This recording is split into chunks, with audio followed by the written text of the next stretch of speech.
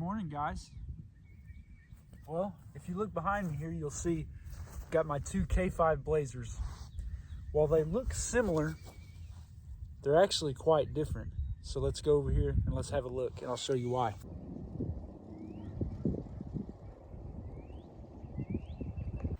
So this one here is a 1973. This is the first year of the square body, where they went from the 67 through 72 C10 pickups. Well, in 69 they started making the Blazer, and in 73 they decided to change it. Well, they brought on this square body style, and this is the first year, if you notice. And if you notice, the biggest difference here is the full convertible.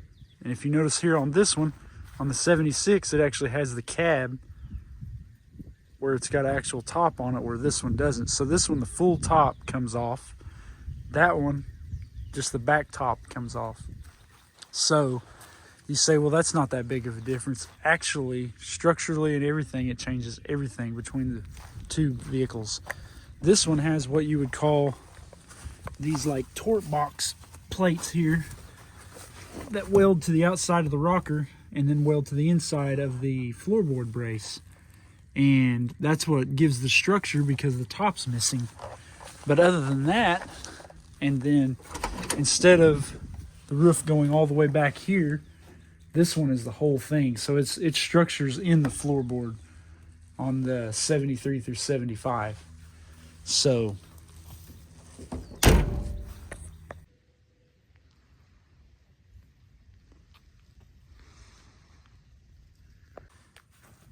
and whereas on the 76, you notice there's no floorboard brace, because this one has the top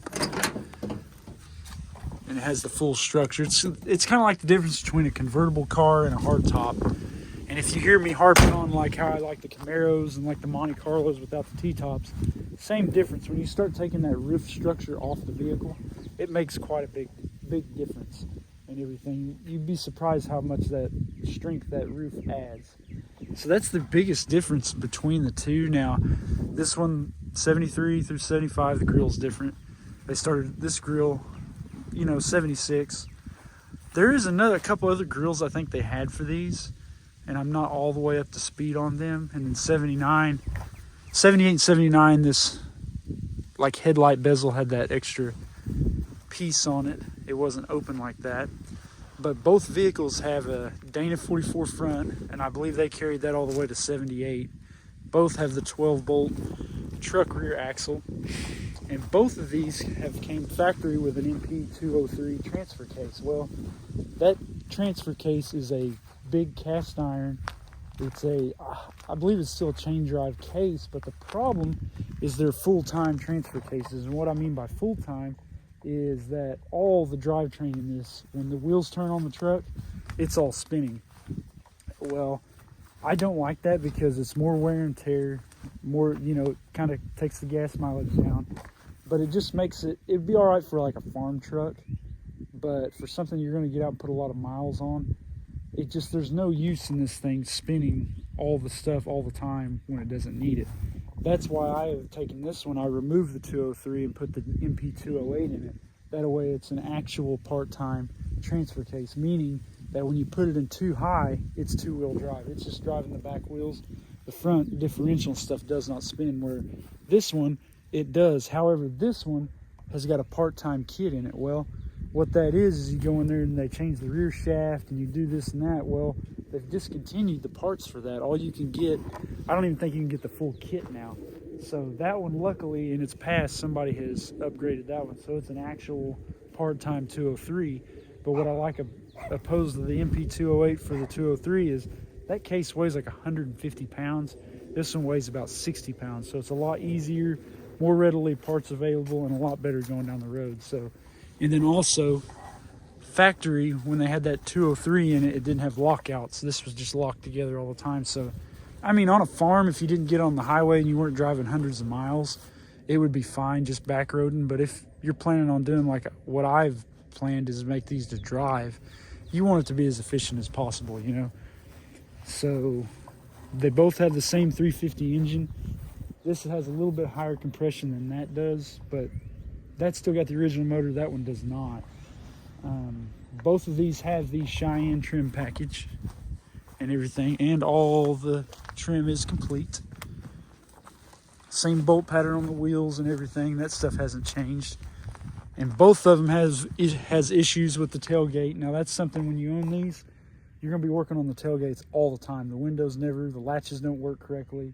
The windows get out of line. That's just something you're going to have to deal with. And it gets worse in the 80s with the little electronic rocker switches. Rocker switches that are in there. It's always out of adjustment, and it'll always go halfway up or whatever. And I don't know if you guys know this about these K5s, the Broncos, any of them, is it does not matter which exhaust system you have on it. With this window down and the top on, you are going to be sniffing exhaust fumes. It's just, there's no, maybe with the exact factory exhaust system, it will work, but I've had just about every tailpipe variation on my Blazers and Broncos and stuff, and you can't hardly drive with the window down. Now, top off, you're free and clear, because the fumes, they roll up inside there with the top off. They can just roll out in the atmosphere. But this one has the factory 31-inch height tires on it, and this one's got the 33 1250 15s, which is very common for these K5 Blazers, Broncos, all that stuff. And actually, that's my plan. Was my plan on this one, is put 33s as well. Both have the 373 gear ratio.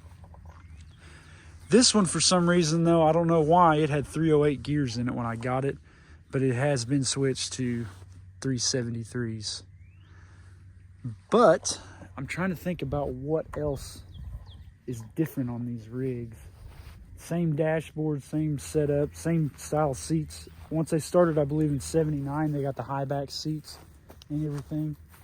But yeah, in a nutshell, I think that's exactly what you can expect on the two different, 1973 to 75, 76 to 79, and then 80, they had this weird looking bottle pop, almost like those thick, it looks like it's got big thick glasses on it to me. The 80 is not the very good grill in my opinion, but yeah, I do favor these 79 and older square bodies. But I believe, yeah, that's going to be about it for this one. But yeah, that's the differences between the full convertible and the non-convertible or half-top K5 Blazer. So if you guys like, hit that subscribe button, and we'll try to put out some more content on these rigs. And yeah, thanks guys.